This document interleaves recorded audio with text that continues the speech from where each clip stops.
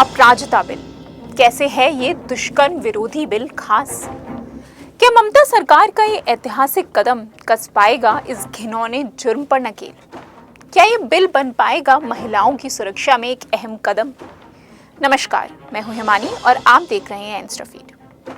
पश्चिम बंगाल पिछले कुछ दिनों से एक ऐसे जुर्म के विरोध में लगातार सुलग रहा है जिसे सुनकर हम सभी की रूह कांप गई थी। 9 अगस्त को आरजीकर मेडिकल कॉलेज में 31 वर्षीय ट्रेनी डॉक्टर के साथ जो हुआ वो इतिहास के पन्नों में काली स्याही से लिखा जाएगा।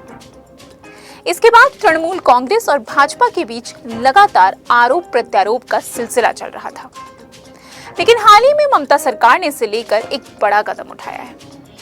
आज ही कोलकाता विधानसभा में दुष्कर्म विरोधी अपराजिता बिल पेश किया गया, जिसे सर्वसम्मति से पास कर दिया गया है।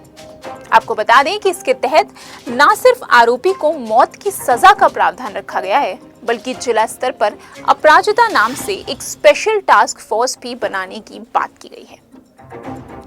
तो चलिए इस ऐतिहासिक बिल से जुड़ी कुछ खास बातें जानते हैं। दुष्कर्म के बाद कोमा में जाने या हत्या के मामले में पुलिस को 21 दिनों में जांच पूरी करनी होगी और चार्जशीट दायर करने के 36 दिनों में अपराधी को सजाए मौत मिलेगी। आपको बता दें कि जुर्म में साथ देने वाले के लिए भी 5 साल की सजा का प्रावधान रखा गया है। अगर कोई शख्स किसी महिला पर एसिड अटैक करता है तो उसे लाइफ इम्प्रिजनमेंट की सजा होगी। पश्चिम बंगाल के हर जिले में स्पेशल अपराजिता टास्क फोर्स बनाई जाएगी, जो एसिड अटैक, छेड़छाड़ और दुष्कर्म जैसे मामलों में अपराधियों को सजा दिलवाएगी। भारतीय नागरिक सुरक्षा संहिता में संशोधन करते हुए एसिड अटैक्स और सेक्सुअल क्राइम्स की सुनवाई 30 दिनों में ही पूरी की जाएगी। जो भी दुष्कर्म पीड़िता का नाम या उसकी पर्सनल डिटेल्स पब्लिक करेगा, उस शख्स के खिलाफ 3 से 5 साल की सजा का प्रावधान भी रखा गया है।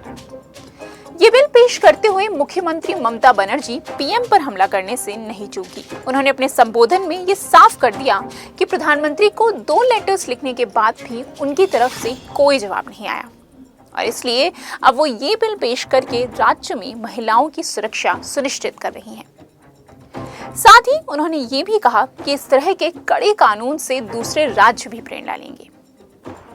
बहरहाल आपको बता दें कि कोलकाता हाईकोर्ट के निर्देश पर central bureau of investigation RG Kar medical college और हॉस्पिटल पर 2 मामलों में जांच कर रहा है, जिसमें से पहला डॉक्टर के साथ हुए दुष्कर्म और हत्या और दूसरा अस्पताल में चल रही कथित पैसों की हेराफेरी से जुड़ा है।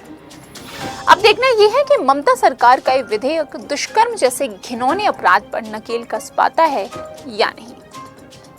फिलहाल राज्य और केंद्र दोनों ही सरकारों पर जनता का गुस्सा जमकर फूट रहा है और ऐसे में ये बिल परिस्थिति बदल सकता है, ताकि अगली बार अगर ऐसा कोई करने के बारे में सोचे भी तो उसकी रूह कांप जाए और भारत सही मायने में मानसिक तौर पर एक विकसित और मजबूत देश बन पाए। फिलहाल देश और दुनिया की ताजा तरीन खबरों के लिए इंस्टा फीड का बेल आइकन प्रेस करना ना भूलें।